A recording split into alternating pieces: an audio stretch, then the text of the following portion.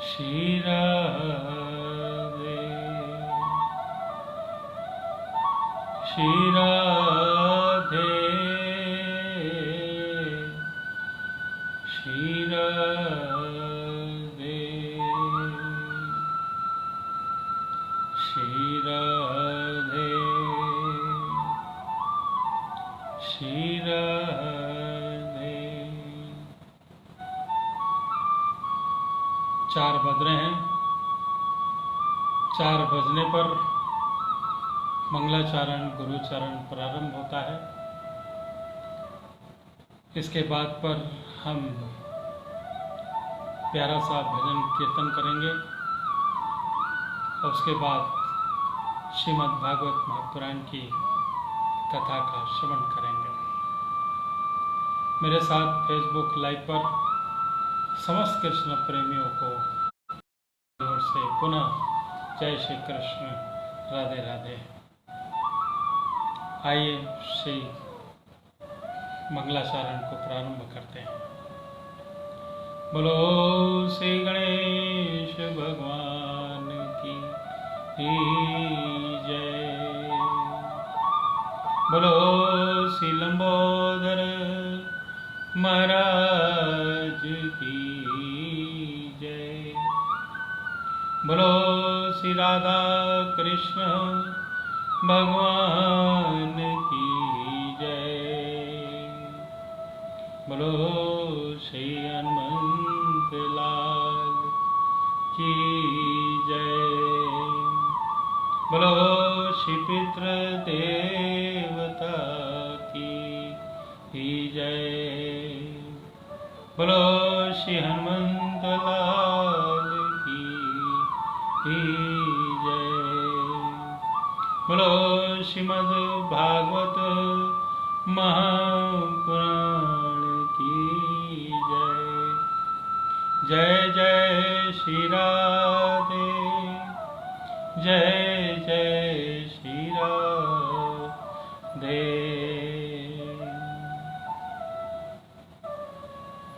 त्वमेव माता स पिता स त्वमेव त्वमेव बन्धु सखा त्वमेव त्वमेव विद्या द्रविणं त्वमेव त्वमेव सर्वं मम देव देव। गुरु ब्रह्मा गुरु विष्णु गुरुदेवो महेश्वराय गुरु साक्षात् परब्रह्म तस्मै श्री गुरुवे नमः। मंगलम भगवान विष्णु मंगलम गरुड़ध्वज मंगलम पुंडरीकाक्षाय मंगलाय तनूहरि। वक्रतुंड महाकाय सूर्यकोटि संप्रभ निर्विघ्नं कुरुर्मदेव सर्वकार्येषु सर्वदा। एकदन्तो महाभूति सर्वेषु गणनायक सर्वसिद्धकरो देवा गौरीपुत्र विनायक। सिन्दूरवर्णं द्विभुजं गणेशं लम्बोदरं पद्मदले निविष्टं ब्रह्मादिदेवपरिसेव्यमानं सिद्धं युतं तं प्रणमामि देवम्। कर्पूरगौरं करुणावतारं संसारसारं भुजगेन्द्रहारं सदा वसन्तं हृदयारविन्दे भवं भवानी सहितं नमामि। भवं भवानी सहितं नमामि।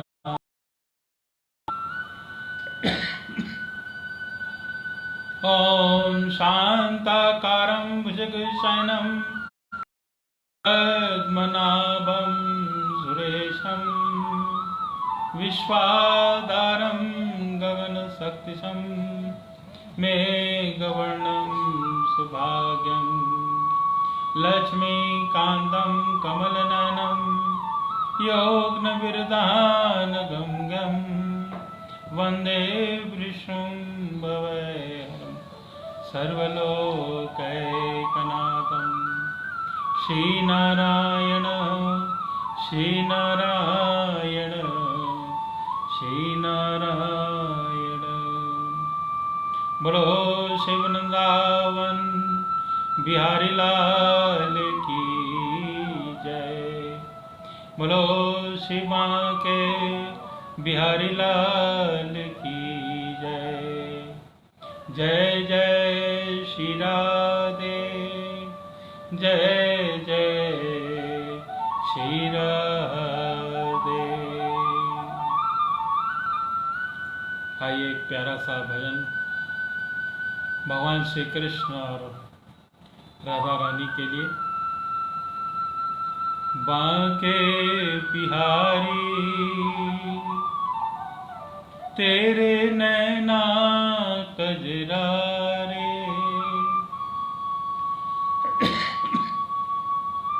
तेरे नैना कजरारे, मोर का मुकुट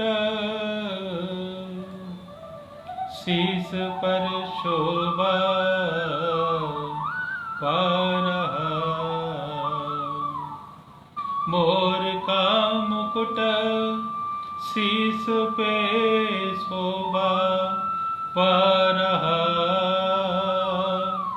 मुखड़े को देख के, मुखड़े को देख के चांद भी लजा रहा।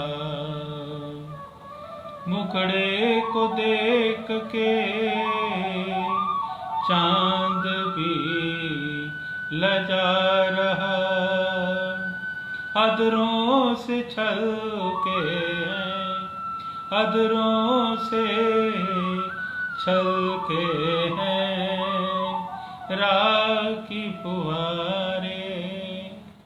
अधरों से छलके हैं राह की फुहारे। बांके बिहारी तेरे नैना कजरारे। बांके बिहारी, बांके बिहारी तेरे नैना कजरारे। बांके बिहारी तेरे नैना कजरारे। तीखी कटारे, तीखी कटारे दोनों नैना में कजरा। तीखी कटारे दोनों नैना में कजरा। पाल तिहारे जैसे, पाल तिहारे जैसे सावन की बदरा। गालों पे छाए काले काले घुंघराले। गालों पे छाए काले काले घुंघराले। बांके बिहारी, बांके बिहारी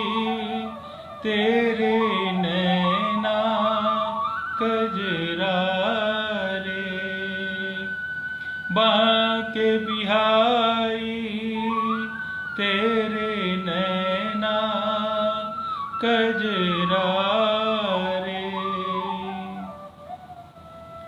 पतली कमर तेरी, पतली कमर तेरी लचके कमाल की। पतली कमर तेरी लचके कमाल की। बारी बारी जाऊं, बारी बारी जाऊं तेरी मस्तानी चाल की।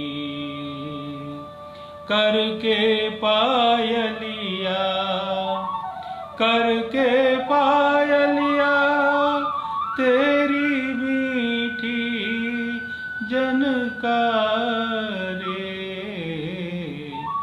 करके पायलिया तेरी मीठी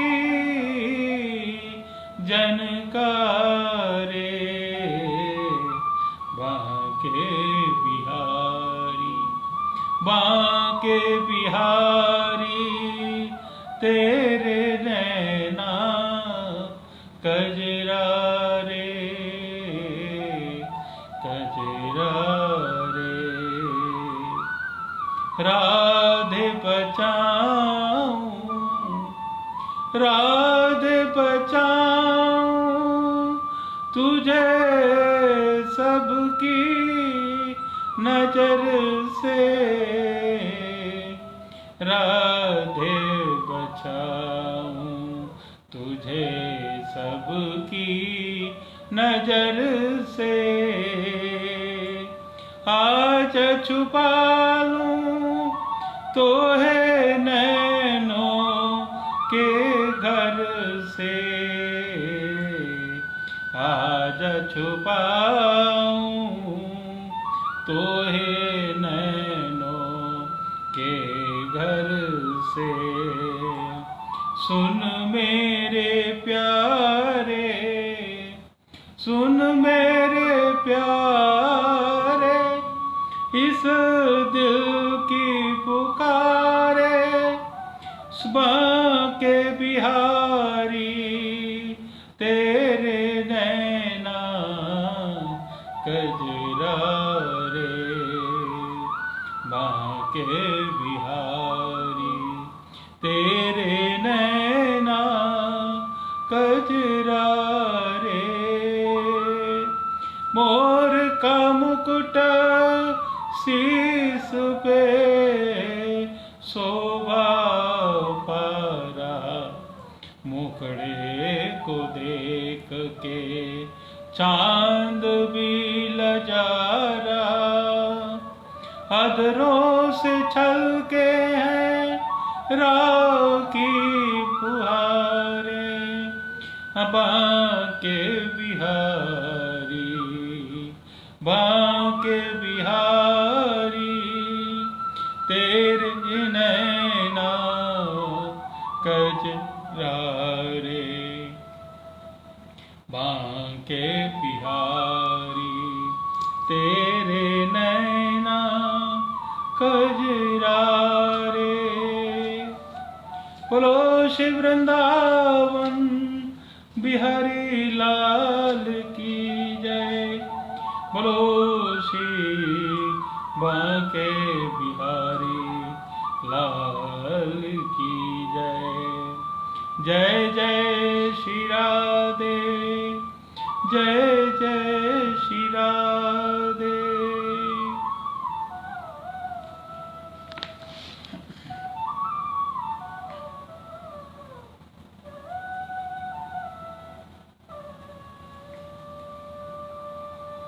भगवान की कथा को हम लोगों ने श्रवण किया था।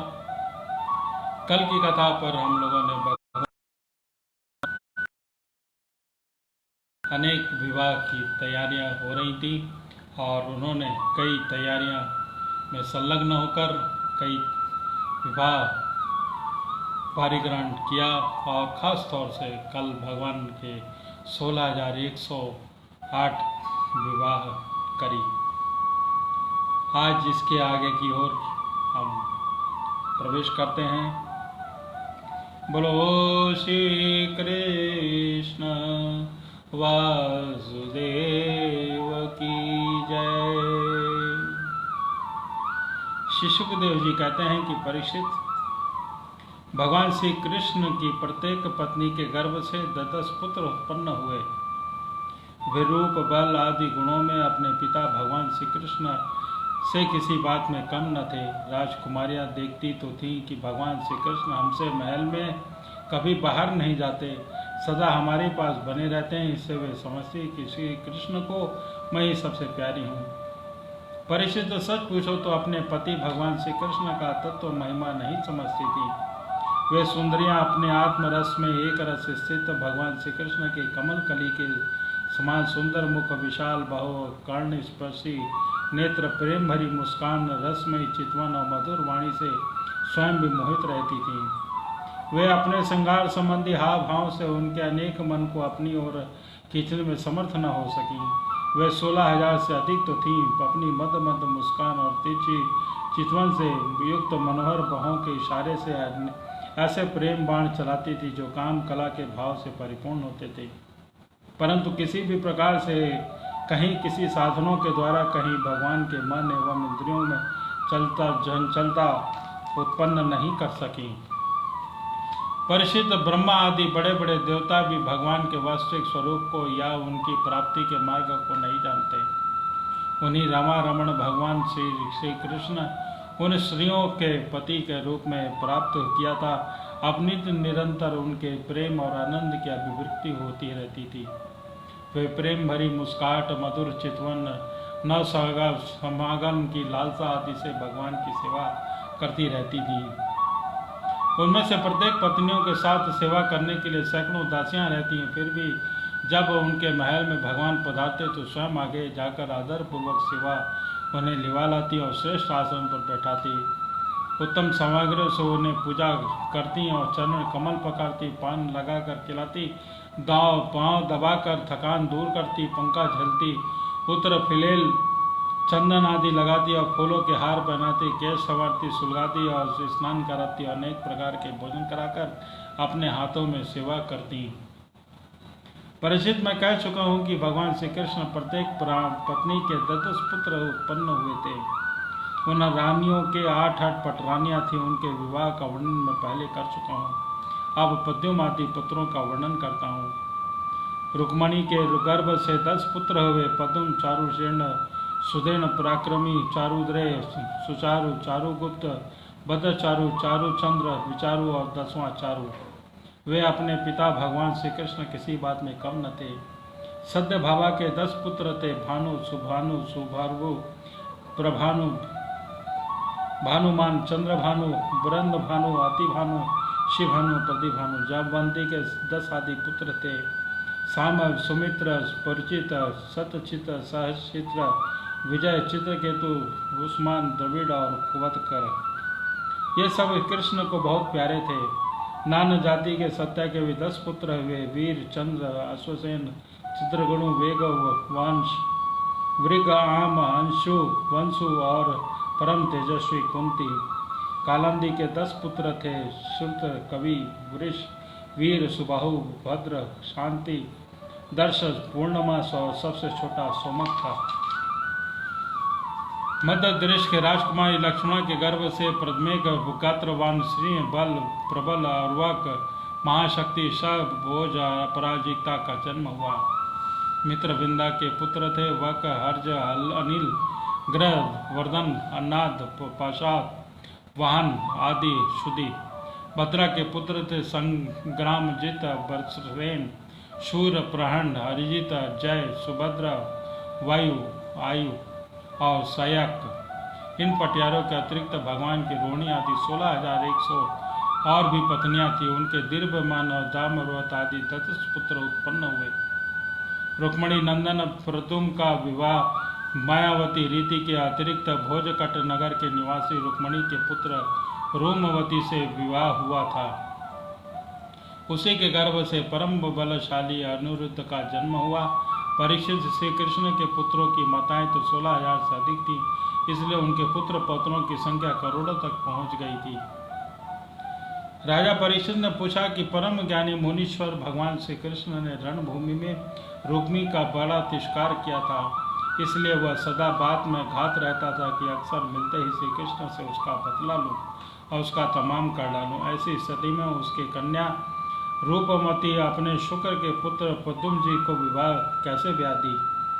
कृपा करके बतलाइए। दो शत्रुओं में श्री कृष्ण और रुक्मी के फिर से परस्पर वैवाहिक संबंध कैसे हुआ? आपसे कोई बात छिपी नहीं है, क्योंकि योगी जन भूत भविष्य और वर्तमान सभी भली भांति जानते हैं। उनसे ऐसी बातें भी छिपी नहीं रहती जो इंद्रियों से परे हैं, बहुत दूर है, अथवा बीच में किसी वस्तु की आड़ होने से कारण नहीं दिखती है। बोलो हो श्री कृष्ण वासुदेव की जय। श्री सुखदेव जी कहते हैं कि परीक्षित पद्म जी मूर्तिमान कामदेव थे। उनका सौंदर्य और रूप गुणों पर रीझ कर रुक्मती ने स्वयंवर में उनको ही वरमाला पहना दी। वरमाला में युद्ध में अकेले ही वहां इकट्ठे हुए नरपतियों को जीत लिया और रुक्मती को हर लाए। यद्यपि भगवान श्री कृष्ण अपमानित होने के कारण रुक्मणी के हृदय को क्रोधाग्नि शांत नहीं हुई थी, अब इसी से वैर गांठे हुए थे। फिर भी अपनी बहन रुक्मी को प्रसन्न करने के लिए उसे अपने भांजे प्रद्युम्न को अपनी बेटी ब्याह दी। इसलिए 10 पुत्रों के अतिरिक्त रुक्मी जी के एक परम सुंदरी बड़े बड़े नेत्रों वाली कन्या थी, उसका नाम था चारुमती। कृतवर्मा के पुत्र बलि के साथ उसका विवाह किया गया। परीक्षित रुक्मी का भगवान श्री कृष्ण के साथ तो पुराना वैर था, फिर भी अपने बहन रुक्मणी को प्रसन्न करने के लिए अपनी पुत्री रोशना का विवाह रुक्मणी के पौत्र अपने नाती अनिरुद्ध के साथ कर दिया। यद्यपि रुक्मी को इस बात का पता था कि प्रकार का विवाह संबंध धर्म के अनुकूल नहीं है, फिर भी संबंध स्नेह में बंद कर उसने ऐसा कर दिया। परीक्षित अनिरुद्ध के विवाह उत्सव में सम्मिलित होने के लिए भगवान श्री कृष्ण, बलराम जी, रुक्मणी जी, पद्म, सांब आदि द्वारकावासी भोजकट नगरे में पधारे। जब विवाह उत्सव निर्विघ्न समाप्त हो गया, तब कलिंग नरेश आदि घमंडी नरपतियों ने रुक्मणी से कहा कि तुम बलराम जी के को पासे डालने के तो आते नहीं, परंतु उन्हें खेलने का बड़ा ही। उन लोगों के बहकाने में रुक्मणी के बलराम जी को बुलाया और उनके हाथ चौसक खेलने लगा। बलराम जी ने फिर 100, फिर 1000, फिर इसके बाद 10,000 मोहरों पर दांव लगाया। उन्हें रुक्मणी से जीत लिया। रुक्मणी के जीत होने पर कलिंग नरेश दांत दिखाकर ठहाका लगाकर बलराम जी की हंसी उड़ाने लगा। बलराम जी से वह हंसी सहन न हुई और उनके हाथ छिड़ गए। इसके बाद रुक्मणी ने 1,00,000 मोहरों पर दांव लगाया। उसे बलराम जी ने जीत लिया, परंतु रुक्मणी धूर्तता के कहने पर मैंने इसे जीता है। इस पर बलराम जी क्रोध से तिलमिला उठे और उनके हृदय में इतना क्षोभ हुआ कि मानो पूर्णिमा के दिन समुद्र में ज्वार आ गया हो। उनके नेत्र तो एक स्वभाव से लाल लाल थे और उनके दूसरे क्रोध के मारे वे दहक उठे। तब उन्होंने 10 करोड़ मोहरों पर दांव लगा रखा। इस बार भी धूत नियम के अनुसार बलराम जी की ही जीत हुई, परंतु रुक्मणी के छल करके कहा कि मेरी जीत ऐसी विशेषज्ञ कलिंग नरेश आदि सभासद इसका निर्णय करते हैं। उस समय आकाशवाणी ने कहा कि यदि धर्म पूर्वक कहा जाए तो बलराम जी ने यह दांव जीता है। रुक्मणी का यह कहना सरासर झूठ है कि उसने जीता है। एक तो रुक्मी के सिर पर मौत सवार थी, दूसरे उसके साथी दुष्ट राजाओं ने भी उसे उखाड़ रखा था। इसने आकाशवाणी पर कोई ध्यान न दिया। बलराम जी का हंसी उड़ाते हुए कहा कि बलराम जी, आखिर आप लोग वन वन भटकने वाले ग्वाले तो ठहरे। आप पासा खेलना क्या जाने, पासों पर और बाणों से वे केवल राजा लोग ही खेला करते हैं, आप जैसे नहीं। रुक्मणी के इस प्रकार आक्षेप और राजाओं को उपहास करने पर बलराम जी क्रोध से आग बबूला उठे और उन्होंने एक मुकद्दर उठाया और उस पर मांगलिक सभा में रुक्मी को मार डाला। पहले कलिंग नरेश दांत दिखाकर हंसा था, अब रंग में भंग देखकर वहां से भागा, परंतु बलराम जी के 10,000 ही कदम पर उसे पकड़ लिया और क्रोध से उसके दांत तोड़ डाले। बलराम जी से मुकद्दर की चोट से दूसरे राजाओं की बाँह, जांग और सिर आदि तोड़ फोड़ डाले और वे खून से लथपथ और भयभीत होकर वहां से भागते बने। परीक्षित भगवान श्री कृष्ण ने यह सोचकर बलराम जी का समर्थन करने से रुक्मणी जी अप्रसन्न होंगी रुक्मी को वध को भरा बुला बताने वाले बलराम जी रुष्ट होंगे और अपने साले रुक्मणी को मृत्यु पर भला बुरा भी न कहा। इसके बाद अनुरुद्ध जी का विवाह और शत्रु का विवध करने दोनों प्रयोजन सिद्ध हो जाने पर भगवान के आश्रित बलराम जी आदि यदुवंशी नवयाता दुल्हन रोजा नाचा के साथ अनुरुद्ध जी को श्रेष्ठ रथ पर चढ़ाकर भोजघट नगर के द्वारकापुर की ओर ले चले। बोलो श्री कृष्ण वासुदेव की जय।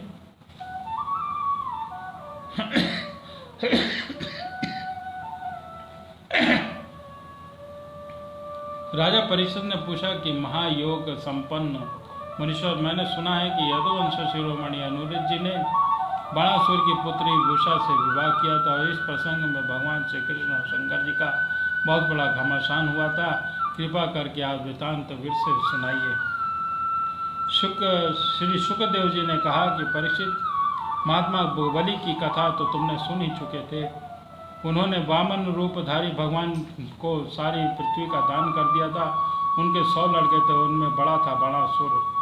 दैत्यराज बलि का औरस पुत्र बाणासुर भगवान शिव की भक्ति में सदा दिन रात रहता था। समाज में उसका बड़ा सत्कार था। उसकी उदारता और बुद्धिमत्ता प्रशंसनीय थी। उसकी प्रतिज्ञा अटल होती थी और वो सचमुच बात का धनी था। वह उन दिनों परम रमणीय शोतिपूर्ण राज्य में राज्य करता था।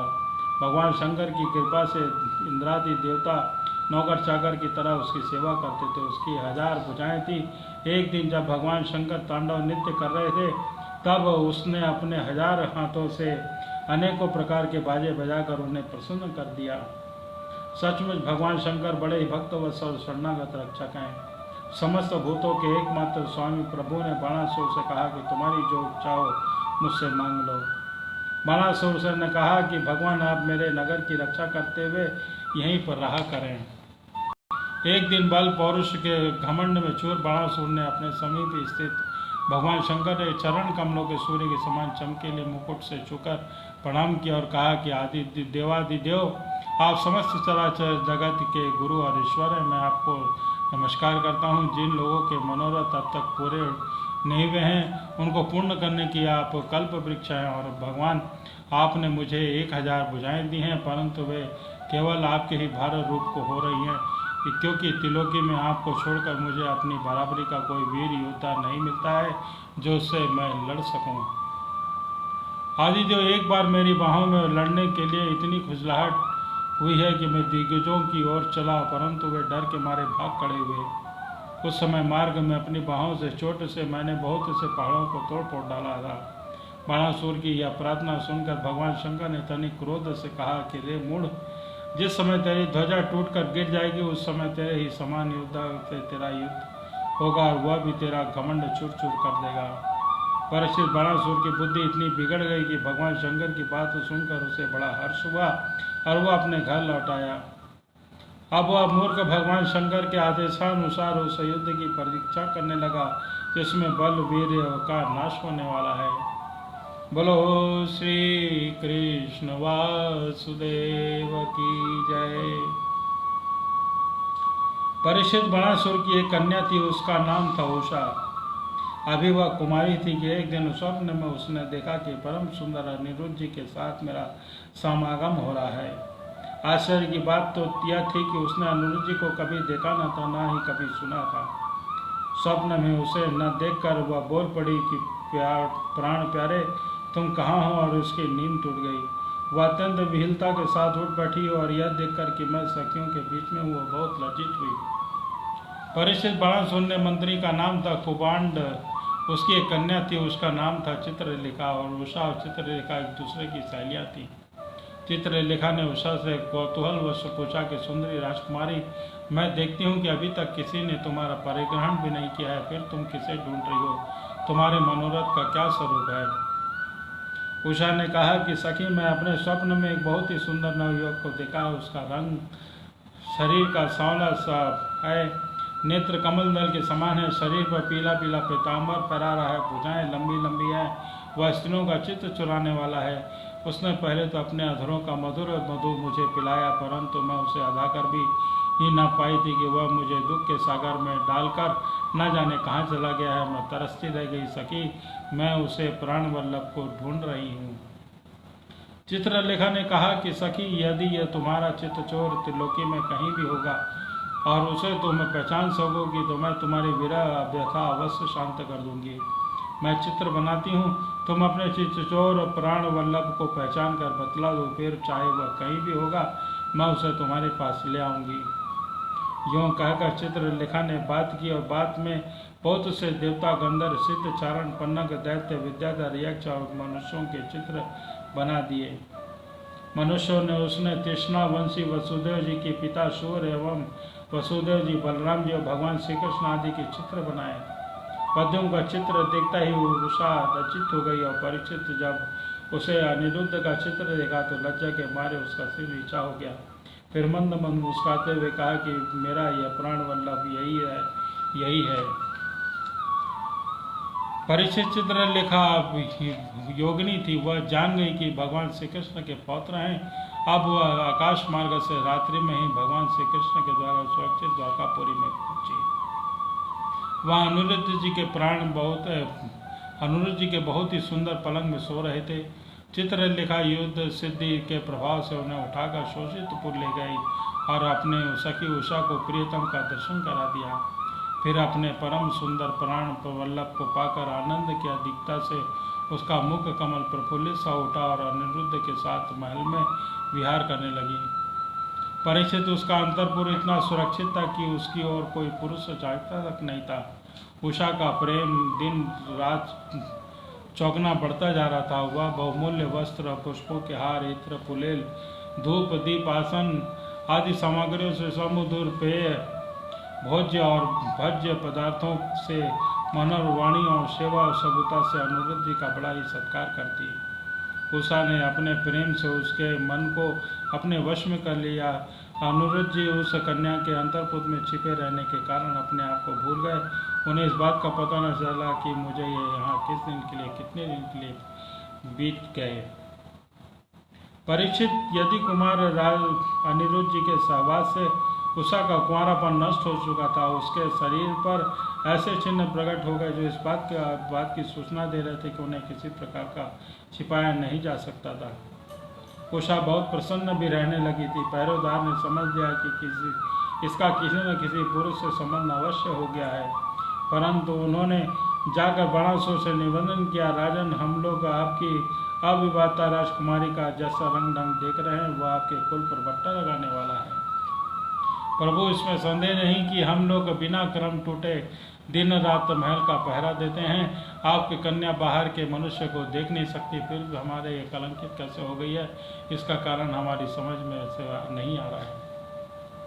परीक्षित पहरेदारों से यह समाचार जानकर कि यह कन्या का चरित्र दूषित हो गया है, बाणासुर के हृदय में बड़ी पीड़ा हुई और वह झटपट उषा के महल में जा धमका और देखा कि अनिरुद्ध जी वहाँ पर बैठे हुए हैं। प्रिय परीक्षित, अनिरुद्ध जी स्वयं कामावतार प्रद्युम्न जी के पुत्र थे। त्रिभुवन में उनके जैसा कोई सुंदर न था। रंग सांवला सलोना और उस पर पीताम्बर फैला हुआ और कमल दमल के समान बड़ी बड़ी कोमल आंखें, लंबी लंबी भुजाएं, कपोलों पर घुंघराली अलकें, अकुंडलों पर झिलमिलाती हुई ज्योति, होठों पर मंद मंद मुस्कान और प्रेम भरी चितवन से मुख पर शोभा अनूठी हो रही थी। अनिरुद्ध जी उस समय सबकी ओर से सज धज कर बैठी हुई प्रियतमा उषा के साथ पासे में खेल रहे थे। उसके गले में बसंती बेला के सुंदर सुंदर फूलों का हार सुशोभित हो रहा। उस हार में उषा के अंग का संपर्क होने पर उसके वक्ष स्थल केसर लगी हुई थी। उषा के सामने ही बैठा देखकर बाणासुर विस्मित तो चकित हो गया। अब अनिरुद्ध जी ने देखा कि बाणासुर बहुत से आक्रमणकारी शस्त्रास्त्र से सुसज्जित वीर सैनिकों के साथ महल में घुस आया है।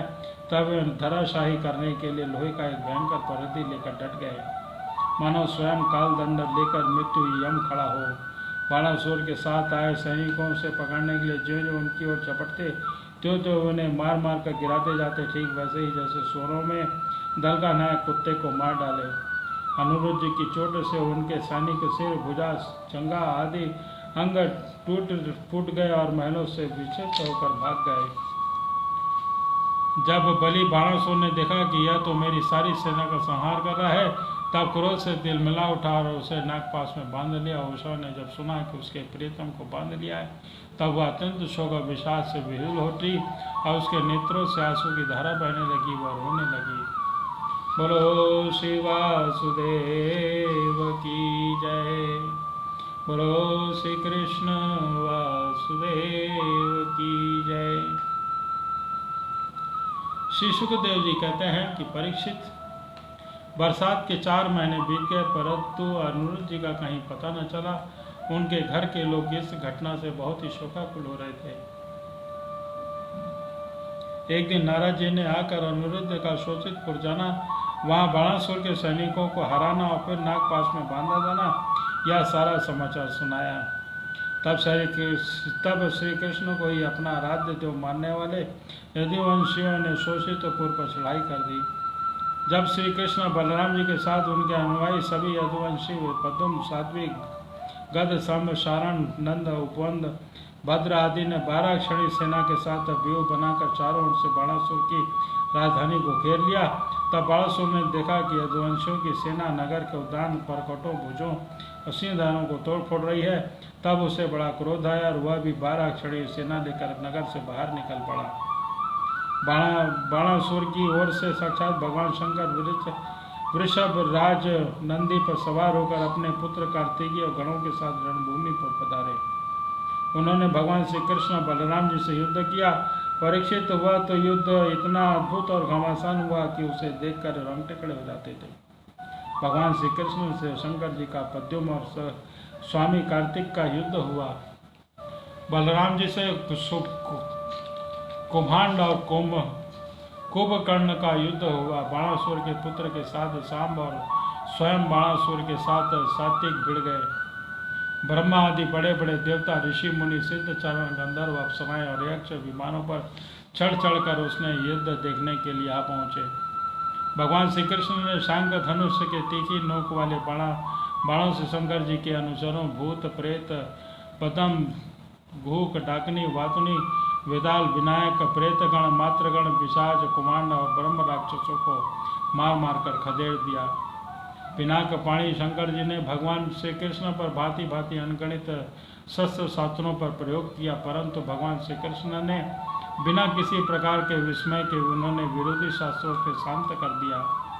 भगवान श्री कृष्ण ने ब्रह्मास्त्र की शांति के लिए ब्रह्मास्त्र का व्यापक के लिए पर्वता शास्त्र और आग्नेय शास्त्र के लिए 15 न्यात्र का पाशुपात के लिए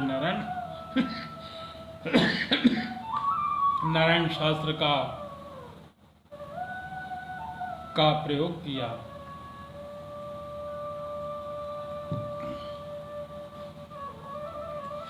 इसके बाद भगवान श्री कृष्ण ने जम शास्त्र से महादेव जी को मोहित कर दिया। विविध युद्ध से वीरित होकर जमाई लेने लगे और भगवान श्री कृष्ण शंकर जी से छुट्टी पाकर तलवार, गदा, बाणों से बाणासुर की सेना का संहार करने लगे। इधर पद्म जी बाणों की बौछार से स्वामी कार्तिकी को घायल कर दिया। उसके अंग से अंग की धारा बह चली और वह रणभूमि छोड़कर वाहन मयूर द्वारा भाग निकले। बलराम जी ने अपने मुसल की चोट से कुशामंडू और कुंभकर्ण को घायल कर दिया। वे रणभूमि में गिर पड़े और इस प्रकार सेनापतियों में हताहत देकर बाणासुर की सेना तितर बितर हो गई। तब रथ सवार होकर बाणासुर ने देखा कि श्री कृष्ण आदि के प्रहार से हमारी सेना तितर बितर और तहस नहस हो रही है। तब उसने बड़ा क्रोध आया और उसने चिढ़कर सात्विक को छोड़ दिया और वह भगवान श्री कृष्ण आक्रमण करने के लिए दौड़ पड़ा। परिचित रणोमत बाणासुर ने अपने 1000 हाथों से एक साथ ही 500 धनुष खींचकर एक रथ पर 2 बाण चलाए, परंतु भगवान श्री कृष्ण ने एक साथ ही सारे धनुष काट डाले और साथ ही रथ घोड़ों को धराशायी कर दिया। और शंख ध्वनि की कठोरा नाम की एक देवी बाणासुर की धर्म माता थी। वह अपने उपासक पुत्र बाणों की रक्षा के लिए बाल बिखेर नंग धड़ंग भगवान श्री कृष्ण के सामने खड़ी हो गई। भगवान श्री कृष्ण ने इसलिए कहीं उस पर दृष्टि न पड़ जाए आपने मुंह फेर लिया और वे दूसरी ओर देखने लग गए। जब तक बणासुर धनुष कट जाने पर रथहीन हो जाने के कारण अपने नगर में चला, इधर जब भगवान शंकर के भूतगण इधर उधर भाग गए, तब उनका छुड़ा हुआ 3 सिर और 3 पैर वाला 10 दिशाओं पर जलता हुआ सा भगवान श्री कृष्ण की ओर दौड़ा। भगवान श्री कृष्ण उसे अपनी ओर आते देखकर उसका मुकाबला करने के लिए अपना ज्वर छोड़ा। जब वैष्णव महेश्वर दोनों आपस में लड़ने लगे, अंत में वैष्णव ज्वर के तेज से महेश्वर ज्वर पीड़ित होकर चिल्लाने लगा और अत्यंत भयभीत होने लगा। तब उसे अत्यंत प्राण न निकला, तब वह नम्रता के साथ हाथ जोड़कर शरण में लेने लगे, भगवान श्री कृष्ण से प्रार्थना करने लगा। बोलो श्री कृष्ण वासुदेव की जय।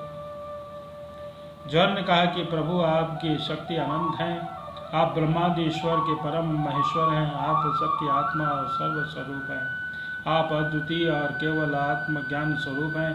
संसार की उत्पत्ति, स्थिति और संहार के कारण आप ही हैं। श्रुतियों के द्वारा आपका ही वर्णन अनुमान किया जा सकता है। आप समस्त विकारों रहित स्वयं ब्रह्म हैं। मैं आपको प्रणाम करता हूँ। काल, देव, कर्म, जीव, स्वभाव, सूक्ष्म भूत, शरीर, शुद्धात्मा, अहंकार और 11 इंद्रियाँ, पंचभूत, इन सब का संघात, लिंग, शरीर और बीजा कुर न्याय के अनुसार उसकी कर्म और कर्म से फिर लिंग शरीर की उत्पत्ति, ये सब आपकी माया है और आपके माया के अशेष परम अवधि है। मैं आपकी शरण ग्रहण करता हूँ। प्रभु आप अपनी लीला में से अनेक रूप धारण कर लेते हैं और देवता, साधु, लोक धर्म मर्यादाओं का पालन पोषण करते हैं, साथ ही कुशांग मार्गी हिंसक असुरों का संहार भी करते हैं। आपका यह अवतार पृथ्वी का भार उतारने के लिए हुआ है। प्रभु आपके शांत उग्र अत्यंत भयानक और दुस्साह तेज ज्वर से अत्यंत संतृप्त हो रहा हूँ।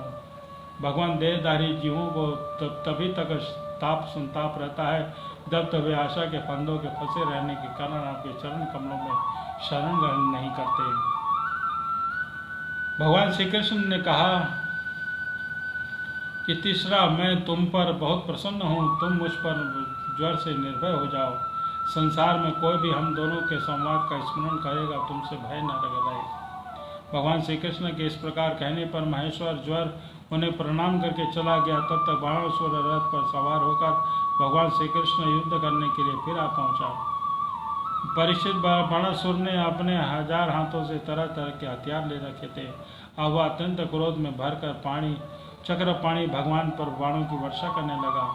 तब भगवान श्री कृष्ण ने देखा कि बाणासुर ने तो बाणों की झड़ी लगा दी है। तब वे छुरे के समान तीखी धार वाले चक्र से उसकी भुजाएं काटने लगे, मानो किसी वृक्ष की छोटी छोटी डालियां काट रहा हूँ। जब भक्त वत्सल भगवान शंकर ने देखा कि बाणासुर की भुजाएं कट रही हैं, तब वे चक्रधारी भगवान श्री कृष्ण के पास आए और स्तुति करने लगे।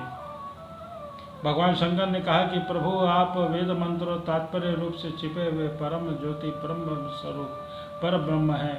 शुद्ध हृदय महात्मा गण आपके आकाश के समान सर्वव्यापक और निर्विकार स्वरूप का साक्षात्कार करते हैं। आकाश आपकी नाभि है और अग्नि मुख है और जल वीर्य, स्वर्ग सिर और दशाएं कान और पृथ्वी चरण है। चंद्रमा मन, सूर्य नेत्र और मैं शिव आपका अहंकार हूँ। समुद्र आपका पेट और इंद्र आपका भुजा है। धान्यादि औषधियाँ रोम और मेघ केश हैं। ब्रह्मादि बुद्धि और प्रजापति लिंग और धर्म हृदय। इस प्रकार समस्त लोकांतरों के साथ जिसके शरीर की तुलना की जाती है, वे परम पुरुष आप ही हैं। अखंड ज्योति स्वरूप परमात्मा ने आपका अवतार धर्म की रक्षा, संसार के अद्भुत वृद्धि के लिए हुआ है। हम सब आपकी प्रभाव से ही प्रभावित होकर सातों भवनों का पालन करते हैं। आप सजातीय विजातीय और स्वागत वेद रहित हैं। आप द्वितीय आदि पुरुष हैं।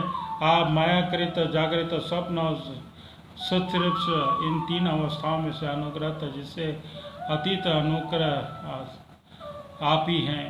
आप किसी दूसरी वस्तु के द्वारा प्रकाशित नहीं होते, स्वयं प्रकाश हैं। आपके सबके कारण हैं। आपका न तो कोई कारण है, न कोई अपना कारण है। भगवान ऐसा होने पर भी आप तीनों गुण के विषमताओं को प्रकाशित करने के लिए माया से देवता और पशु पक्षी मनुष्य आदि शरीरों के अनुसार भिन्न भिन्न रूपों में प्रतीत होते हैं। प्रभु आप जैसे सूर्य अपनी छाया बादलों से ढका जाता है, पूर्ण बादलों से विभिन्न रूपों में प्रकाशित करता है, उसी प्रकार आप तो स्वयं प्रकाश हैं, परंतु गुणों के द्वारा मानो ढक से जाते हैं। समस्त गुणों और गुणाभिमानी जीवों को प्रकाशित करते हैं। वास्तव में आप अनंत हैं। बोलो श्री कृष्ण वासुदेव की जय। भगवान आपकी माया से मोहित होकर लोग स्त्री पुत्र देह गे आदि में आसक्त हो जाते हैं और फिर दुख के कारण सागर में डूबते उतरते लगते हैं। संसार के मानव को यह मनुष्य शरीर आपने अत्यंत कृपा करके दिया है। जो पुरुष इसे पाकर भी अपनी इंद्रियों में वश में नहीं करता, आपके चरण कमल आश्रय नहीं लेता, उनका सेवन नहीं करता, उसका अत्यंत शोचनीय है। वह स्वयं अपने आप को धोखा दे रहा है। प्रभु, आप समस्त प्राणियों की आत्मा प्रियतम ईश्वर हैं।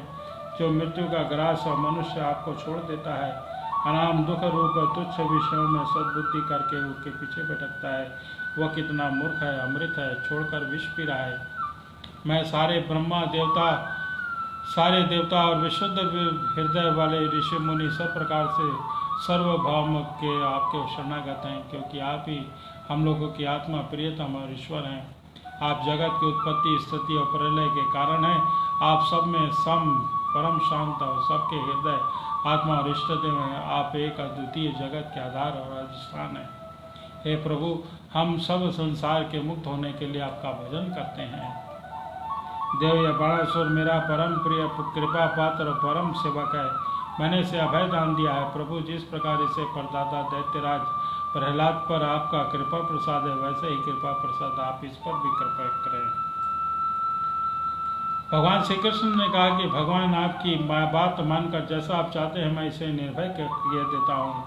आपने पहले इसके संबंध में जैसा निश्चय किया है, मैंने इसकी भुजाएं काटकर उसका अनुमोदन किया है। मैं जानता हूँ कि बड़ासुर दैत्यराज बलि का पुत्र है, इसलिए मैं भी इसका वध नहीं कर सकता, क्योंकि मैंने प्रहलाद जी को वर दिया है कि तुम्हारे वंश में पैदा होने वाले किसी भी दैत्य का वध नहीं करूँगा। इसका घमंड चूर करने के लिए मैंने इसकी भुजाएं काट दी हैं। इसकी बहुत बड़ी सेना पृथ्वी के लिए भार हो रही थी, इसलिए मैंने उसका संहार कर दिया है। अब उसकी 4 भुजाएं बच रही हैं, यह अजर अमर बनी रहेंगी। यह बाणासुर आपके पार्षदों में मुक्त रहेगा। अब इसको किसी प्रकार का भय नहीं है।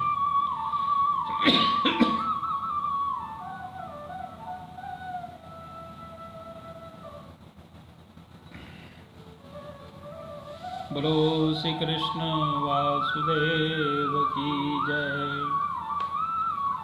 श्री कृष्ण से इस प्रकार अभय दान प्राप्त करके बाणासुर ने उनके पास आकर धरती में माथा टेका, प्रणाम किया और अनिरुद्ध जी को अपनी पुत्री उषा के साथ रथ पर बैठाकर भगवान के पास ले आया। इसके बाद भगवान श्री कृष्ण ने महादेव जी की सम्मति से वस्त्रालंकार विभूषित उषा और अनिरुद्ध जी को 100 अक्षणी सेना के साथ आगे करके द्वारका की ओर प्रस्थान किया। इधर द्वारका में भगवान श्री कृष्ण आदि के शुभागम का समाचार सुनकर झंडियों और तोरणों से नगर का कोना कोना सजा दिया गया। बड़ी बड़ी सड़कों और चौराहों को चंदन मिश्रित जल से सींच दिया गया। नगर के नागरिकों, बंधु बांधवों और ब्राह्मणों से आगे खूब धूमधाम से भगवान का स्वागत सत्कार किया और अपने शंख नगारों, ढोल और तुमल से ध्वनि की हो रही थी। इस प्रकार भगवान श्री कृष्ण ने अपने राजधानी में प्रवेश किया। परिचित जो पुरुष भगवान शंकर जी के साथ भगवान श्री कृष्ण युद्ध और उनकी विजय की कथा का प्रातःकाल उठकर स्मरण करता है, उसकी पराजय नहीं होती है। बोलो श्री कृष्ण वासुदेव की जय। एक प्यारा सा भजन हो जाए। ओम ले लो राधे का नाम, ले लो राधे का नाम, दौड़े आएंगे श्याम। ले लो राधे का नाम, दौड़े आएंगे श्याम। ऐसा ऐसा राधे का नाम, ऐसा राधे का नाम, झट मिलवा दे घनश्याम। सारे जगत में एक राधा का नाम, सारे जगत में एक राधा का नाम, जिसके दीवाने हुए मेरे श्याम, जिसके दीवाने हुए मेरे श्याम। ले लो राधे का नाम, ले लो राधे का नाम, दौड़ आएंगे श्याम। ऐसा राधे का नाम, झट मिलवा दे घनश्याम। सारे जगत में एक राधा का नाम, जिसके दीवाने हुए मेरे श्याम। ले लो राधे का नाम, ले लो राधे का नाम। राधे नाम रसीला, ले लो राधे का नाम रसीला, जो ले रस में खो जाए। राधे का नाम रसीला, जो ले रस में खो जाए। एक बार जपे जो राधे, एक बार जपे जो राधे, फिर श्याम से अपनाए, फिर श्याम से अपनाए। लो कृपामयी राधे नाम, लो कृपामयी राधे नाम, फिर कृपा करेंगे श्याम, फिर कृपा करेंगे श्याम। जिसके दीवाने हुए मेरे श्याम, जिसके दीवाने हुए मेरे श्याम। ले लो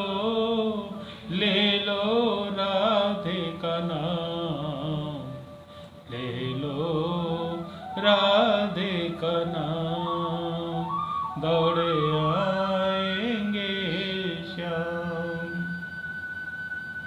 राधा बरसाने वाली, राधा बरसाने वाली, दिन रात कृपा बरसाए।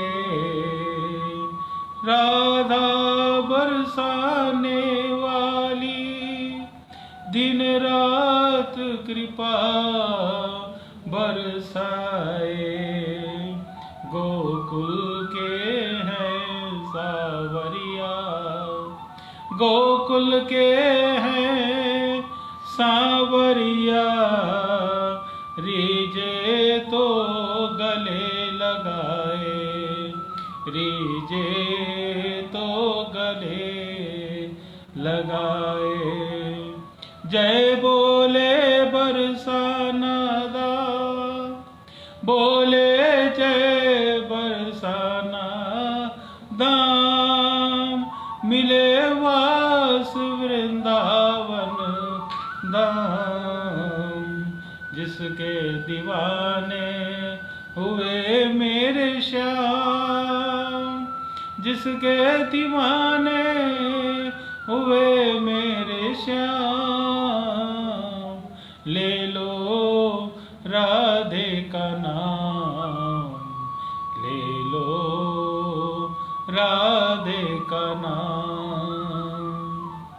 तेरे चरणों में श्री राधे, तेरे चरणों में श्री राधे, कंठ लग जाए तेरे चरणों में श्री राधे, कंठ लग जाए। कुछ और न मांगे ब्रज धाम से मिल जाए। एक बार जो ले राधा का नाम, एक बार लो राधे का नाम, फिर रोज मिलेंगे श्याम, फिर रोज मिलेंगे श्याम। जिसके दीवाने हुए मेरे श्याम, ले लो